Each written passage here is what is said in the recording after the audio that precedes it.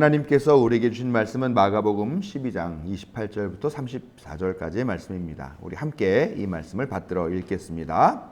율법학자들 가운데 한 사람이 다가와서 그들이 변론하는 것을 들었다. 그는 예수가 그들에게 대답을 잘 하시는 것을 보고서 예수께 물었다.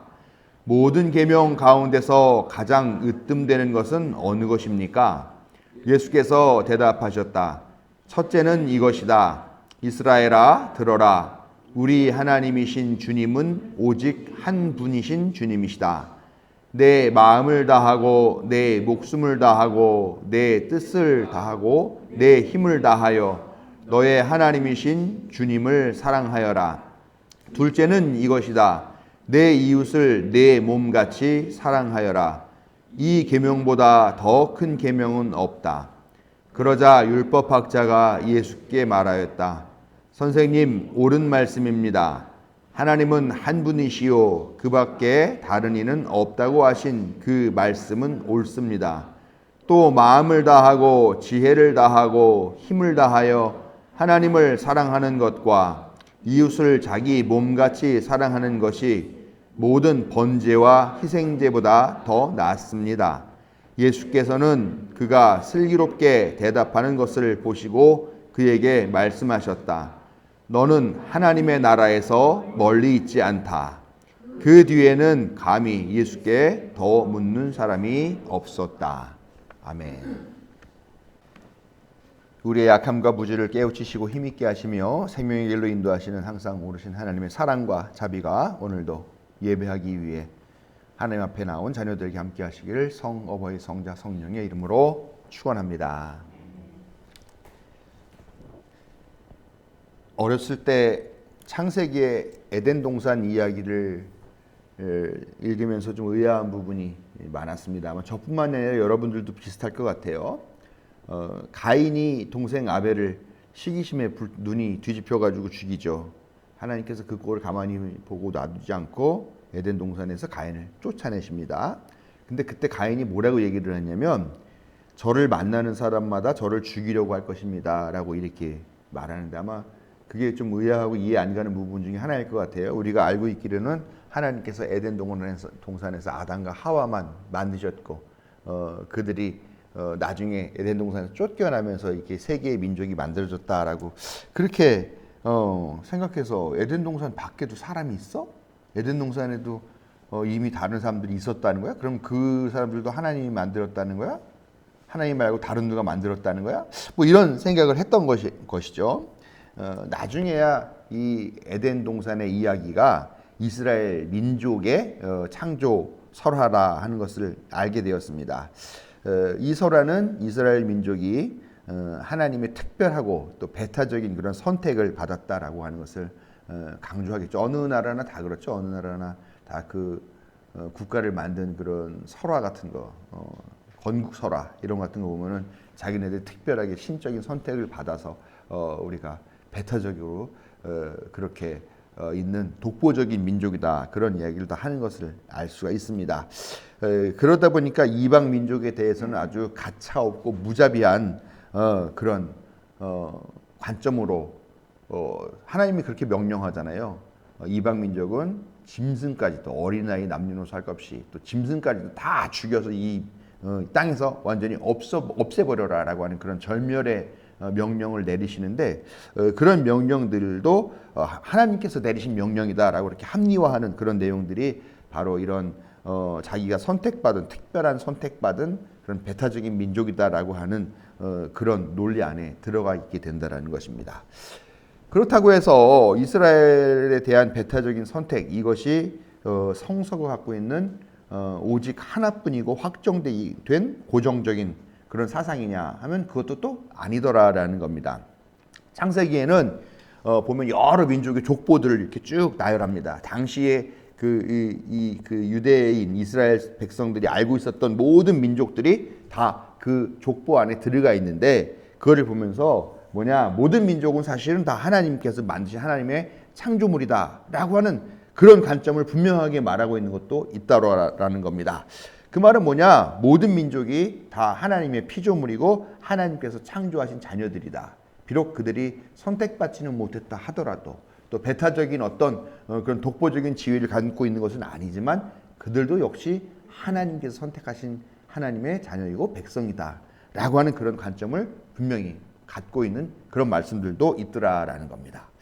그렇게 따지면 성서에는 보면 배타적으로 이스라엘 백성만 최고다라고 하는 그런 민족주의적인 관점도 있지만 오히려 또 한편으로는 세계주의, 만인 평등주의, 모두가 다 하나님의 자녀다라고 하는 그런 것들도 공존하고 있더라라는 겁니다. 이걸 보면서 사람들이 어떻게 생각하느냐?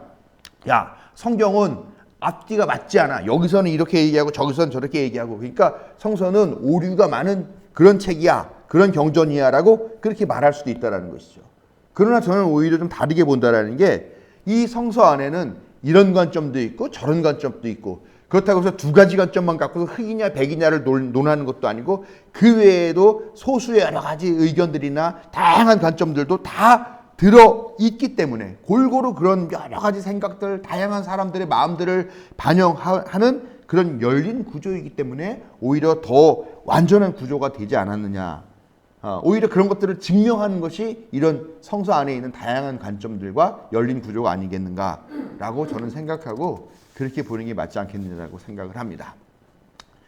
그런데요, 책이라는 것은 항상 독자들의 시대를 반영할 수밖에 없잖아요. 그렇죠?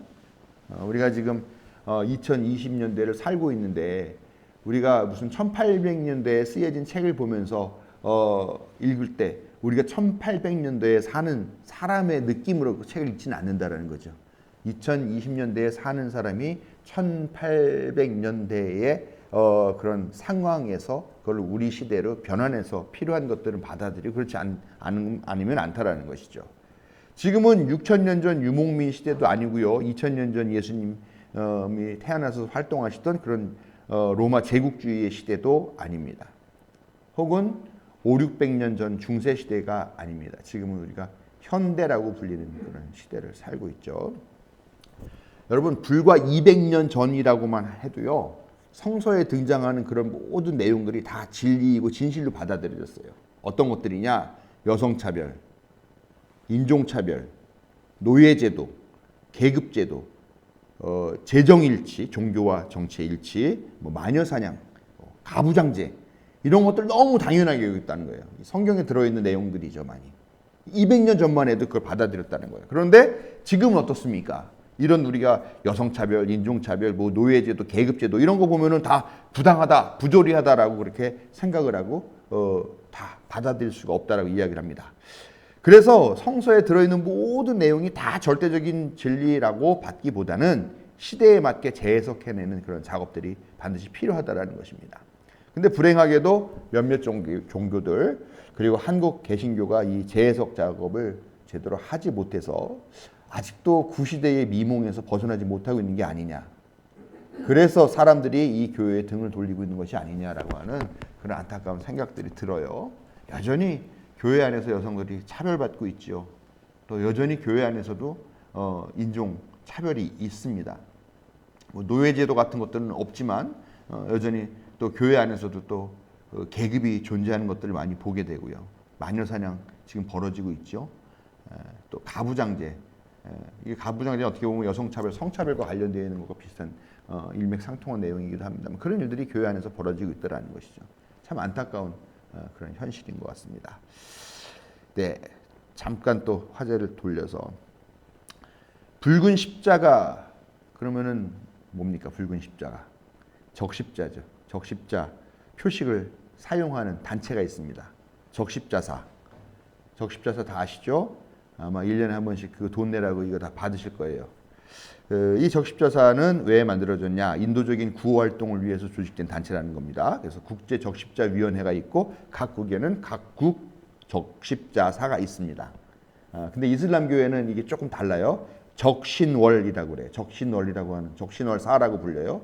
이 표지가 붉은 초승달 모양의 그런 표지를 쓰는데 이게 적십자랑 똑같은 그런 활동을 하고 똑같은 역할을 하는 그런 기관입니다. 한국 적십자사도 있죠. 인도, 공평, 중립, 독립, 자발적 봉사, 단일, 보편. 이게 한국 적십자사의 7대 기본 원칙이라고 합니다. 이게 그 국제적십자위원회도 똑같은 원칙인지는 모르겠습니다만 아무튼 한국 적십자사회는 이걸 7대 기본 원칙이라고 얘기를 해요. 그래서 이 원칙에 따라서 적십자의 이상인 인도주의를 실현하고 세계 평화와 인류의 복지에 공헌할 목적으로 이 한국 적십자사도 세워졌습니다. 그래서 오늘날까지 보면은 남북 이산가족 상봉 같은 그런 인도주의 활동도 하고 있고요. 수재, 화재, 감염병 등의 중대한 재난에 대한 구호, 또 의료 사업 등을 펼치고 있는 그런 곳이죠. 그래서 적십자사 회비가 보통 한 가구당 평균적으로 1만 원 정도의 그런 성금을 내라라고 하는 그런 우편이 1년에 한 번씩 옵니다. 저는 전에는 냈었었는데 어느 시대부터 안 내게 됐죠. 이 적십자사가 어떻게 보면 이런 중립적인 것들을 위반하고 이상한 사람들이 거기 회장 혹은 총재로 가게 되는 일들을 보면서 좀 사람들이 많이 등을 돌리게 된 그런 계기가 됐는데요. 그런데요, 여러분 혹시 뉴스에 보신 분들 계실지 모르겠습니다. 얼마 전 한국 적십자사의 김철수 회장이라고 하는 사람이 외국 대사들을 상대로 한 인종차별 발언을 해서 지금 도마에 올랐습니다. 김 회장은 2023년 11월 대한적십자사 갈라쇼를 개최한 뒤에 직원들에게 이렇게 얘기했답니다. 갈라에서 내가 뭘 느낀 줄 아느냐? 외국 대사들 다 별 볼 일 없는 사람들이 모이더라. 얼굴 새까만 사람만 모으지 말고 하얀 사람 좀 데려오라. 변두리 국가에서 와서 전혀 도움이 안 되는 사람만 오더라. 소위 빅5에서 한두 명은 꼭 오게끔 만들어라 라고 그렇게 직원들에게 지시를 했다라는 것입니다. 이런 사실이 알려지자 이재명 대통령이 직접 감찰하라고 지시를 하셨고요. 그리고 김 회장은 이에 따라 사의를 표명했다라고 그렇게 최근 뉴스에서 밝히고 있습니다. 참 다행스러운 일이죠. 어떻게 인도주의 단체의 수장이라고 하는 사람이 유색 인종을 차별하고 백인종을 사대하는 그런 망발을 할 수 있느냐라는 거죠. 한국 적십자사의 기본 원칙에도 인도, 공평, 중립이라고 하는 것이 명시되어 있지만 김 회장은 오히려 비인도적이고 차별적이고 불공평하고 편중한 그런 행정을 요구한 것이기 때문입니다. 당연히 이런 사람이 수장을 맡으면 안 되겠죠. 왜 이런 이야기를 설교 시간에 할 수밖에 없느냐 하면 이런 사람들이 고위직을 차지하고 인종차별, 성차별, 계급주의를 조장하는 것이 하나님의 뜻에 맞지 않기 때문입니다. 모든 계명 가운데서 가장 으뜸되는 것이 뭐냐라고 한 율법학자가 질문을 하자 예수님께서 말씀하셨습니다. 첫째는 한 분 하나님이신 주님을 마음과 목숨과 뜻과 힘을 다하여 사랑하라는 것이고, 둘째는 내 이웃을 내 몸과 같이 사랑하라는 것이다 라고 아주 분명하고 명쾌하고 간결하게 말씀을 해주셨습니다. 이 한 분 하나님이라고 하는 말, 한 분 하나님이 바로 너희의 주님이다 라고 하는 이 말을 우리가 무슨 뜻으로 받아들여야 되냐는 겁니다. 한 분 하나님. 여기서 하나님이라는 건 우리가 하나님을 하나님이라고 부르지만 사실은 신이라는 뜻이에요. 신. 예? 신이 이 세상에 많다라고 생각하잖아요. 예? 이 그리스 로마 시대에도 보면은 이 바울 시대에도 이름을 알지 못하는 신이라고 할 정도로 그냥 신이 많아요. 일본에 가도 온갖 그런 신 사당들이 있다라고 하는데 신이 많다라는 거죠. 그러나 이 유대교인들은, 우리 기독교인들은 신은 한 분이다. 그러니까 신이라고 말하면 그거는 즉 하나님을 말하는 거다. 그래서 이 하나님이라는 게 사실은 신이라는 뜻이고 우리가 말하는 그분, 그 하나님이라는 것 같은 뜻인데 이 말은 뭐냐면 이 세상에는 신은 오직 한 분 하나님밖에 없다라는 것이죠. 그 한 분 하나님밖에 없다라는 말은 뭐냐?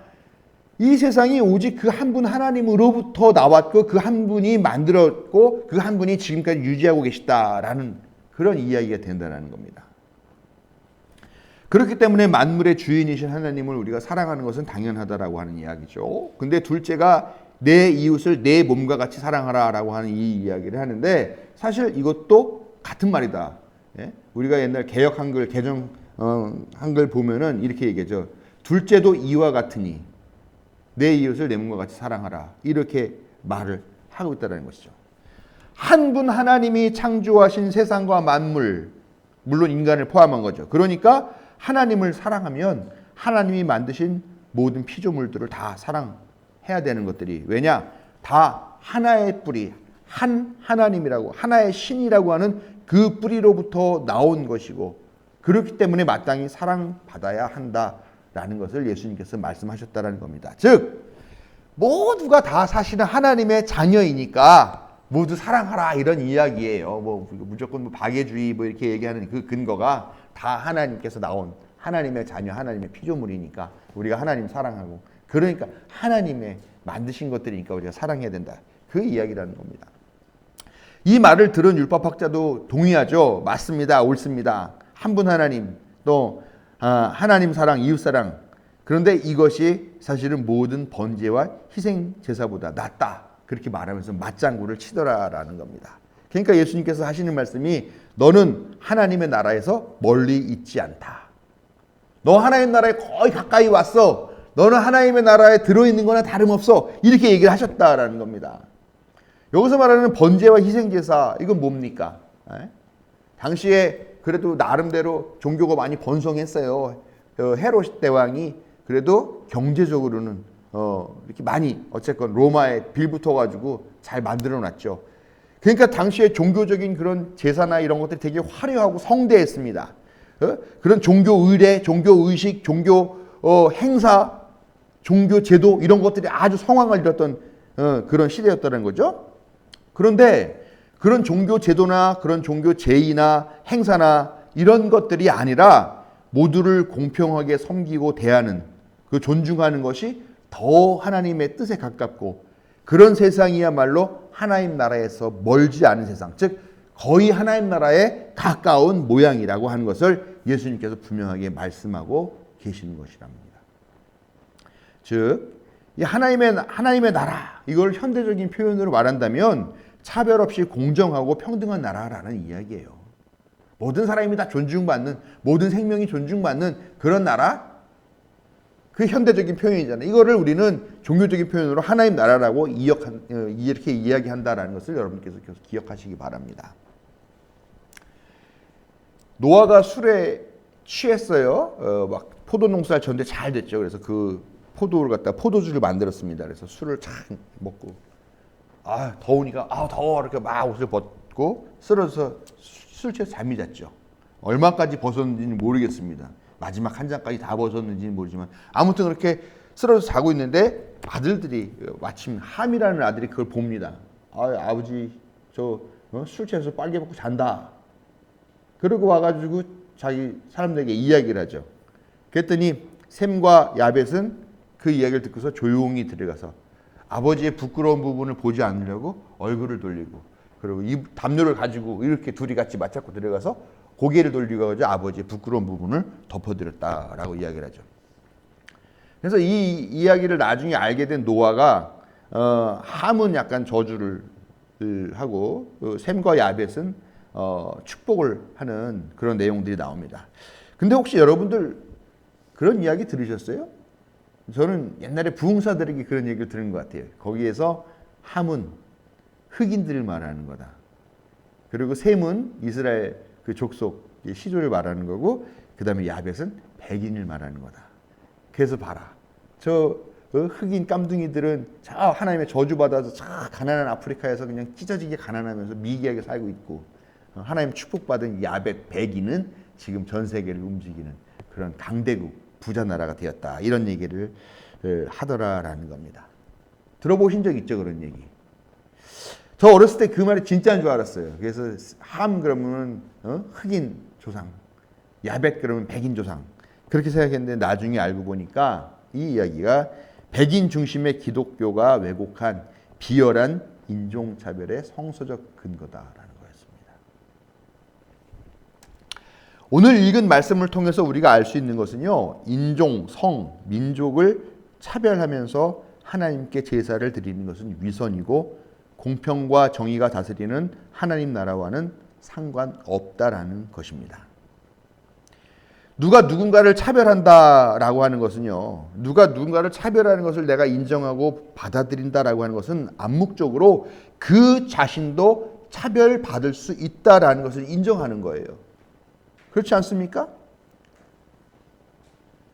우리 한국 사회에서 외국인 노동자들 얼마나 많이 차별해요. 예? 그 사람들 데려다가 일단 한국인들보다 저임금 주려고 하고요. 여권 빼앗아 놓고서 정말 사람이 살지 못할 곳, 그런 곳, 그런 곳에다가 우리 감리교 목사님 중에서 김달성 목사님이라고 하는 분이 포천 이쪽에서 열심히 외국인 이주 노동자들을 위한 활동을 하고 있는데, 그분이 거의 매일 글을 올려요. 근데 그 사람들 보면은 너무 열악한 환경에서 일하다 보니까 뭐 손가락 잘리고 팔 잘리고 하는 것들은 다반사고요. 또 심지어는 한여름 38도까지 올라가는데 비닐하우스 안에 지어놓은 집에서 에어컨 같은 것도 없이 그렇게 살게 합니다. 또 전에 그 이름이 뭐였지 기억이 안 나는데 불 나가지고 죽었던 또 여성 노동자도 있잖아요. 이주 노동자. 뭐 이런 일들이 있어요. 이런 일들이 다반사라는 겁니다. 외노자를 차별하고 또 심지어 외국 사람들 뭐 요즘 뭐 중국인들이 와가지고 한국 경제를 뭐 하네 하는 막 이런 것들 국회의원들조차도 국회에서 아무런 거리낌 없이 말하는 이런 일들이 벌어지고 있다라는 것이죠. 여러분, 우리가 그런 것들을 인정하면은 무슨 일이 벌어지느냐? 여러분, 우리 어떻습니까? 우리 미국 가가지고 한국인들 지금은 위상이 많이 나아졌다고 하지만 거기서 차별받고 있지 않습니까? 뭐 한국의 위상이 뭐가 나아져요? 요번에 300명 넘게 그 노동자들이 잘못한 것도 없는데 항변 한마디 하지 못하고 총 맞을까봐 그냥 시키는 대로 다 쇠사를 차고 수갑 차고 일주일 동안이나 불법 구금당해 오는, 그거 얼마나 심각한 차별입니까? 우리가 차별을 인정하면은 우리가 차별 당할 것도 어쩔 수 없이 감수해야 된다는 겁니다. 그러나 하나님은 사랑으로 창조하신 피조물인 그 어느 누구라도 차별받아도 된다라고 승인하신 적이 없습니다. 우리 자신은 물론이고 타인도 결코 차별받아서는 안 된다라는 것을 우리는 신앙적으로 분명히 인식하고 하나님 나라와 맞서는 그런 악한 세력에 대해 단호하게 경고해야 될 줄로 믿습니다. 우리 안에도 크고 작은 차별들이 있습니다. 오늘 제가 어저께 아들들한테 오늘 내가 하는 설교를 잘 들어라고 얘기를 했어요. 어저께 빈이 생일이어가지고 그 뷔페 식당 갔어요. 근데 빈이가 아르바이트를 하느라고 좀 늦게 갔습니다. 8시가 조금 안 돼가지고 들어갔는데 9시까지 음식을 먹을 수 있고 9시 반까지 한다고 그러더라고요. 그래서 좀 서둘러서 갔는데 가가지고 열심히 정말 들어가자마자 열심히 막 먹었죠. 그런데 시간이 점점 한 8시 반밖에 안 됐는데 음식들을 치우더라고요. 그래서 약간 좀 기분이 나빴죠. 여기 가서 컴플레인을 해야 되나 말아야 되나. 그런데 이제 뭘 먹으라고 딱 갔는데 소금 같은 걸 치워놨어요. 마침 이렇게 딱 지나가는 직원이 있어가지고 소금이 없다라고 얘기를 했는데 보니까 그 식당이 외국인 노동자들이 많더라고요. 그래서 한국말은 다 알아듣는 것 같아요. 소금 갖다 달라니까 갖다 주고. 소금을 갖다 주더라고. 소금을 원래 이만한 통에 들어있었는데 요만하게 한 종지에 담아서 갖다 주더라고요. 갖다 주면서 저는 그냥 여기 외국인 노동자들이 많이 있네 자식들 그렇게 얘기를 했던 것 같아요. 밥 먹고 나와가지고 어떻게 하다가 이제 이런 외국인 뭐 차별 뭐 이런 얘기가 나왔는데 아들들이 저한테 아빠가 정말 외국인 차별하잖아요. 왜요 막 그래요. 왜 아까 그 식당 그 직원한테 그렇게 얘기해요 막 이래요. 그래서 내가 야 아빠가 내일 설교가 그런 주제로 해야 되는데 네가 나한테 그런 얘기를 하면 어떡하냐. 네. 그러면서 좀 생각을 했어요. 내 안에도 내가 차별 안 한다고 하고 인종차별 안 한다고 하고 외국인 혐오 안 한다고 해도 그런 것들이 있을 수 있겠구나. 아주 작은 거라도 있을 수 있겠구나. 뭐 길거리 가다 보면 이렇게 시골길 가다 보면은 외국인들 많이 지나다녀요. 특히 동남아 지역에서 오신 외국인 노동자들 많이 지나다니요. 얼굴 까무잡잡한 사람들. 그럼 사실 그 사람 보면 그냥 사람이구나라고 해야 되는데 항상 그 사람들 보면서 아이고 외국에서 돈 벌러 오신 분이구나. 아이고 외국에 오셔서 힘들겠네. 이런 생각을 하는 것 자체가 이미 어떤 차별적인 요소가 있는 건 아닐까. 동정하는 마음들이 있으니까. 그런 생각들도 좀 반성하게 됐습니다. 아무튼 우리 안에도 분명히 크고 작은 그런 차별의식들이 있다라는 거죠. 이런 것들을 몰아내고 우리 모두가 다 하나님의 자녀라는 그런 신앙 고백을 통해서 하나님 나라에 가까이 다가가는 그런 성도 여러분들이 되시길 바라고요. 그런 우리 모두에게 하나님의 사랑과 자비가 그리고 우리나라에 들어와서 온갖 얄궂고 또 힘겨운 그런 일들을 해주고 있는 그런 외국인 특히 노동자들에게도 하나님의 자비가 함께 하시기를 축원합니다.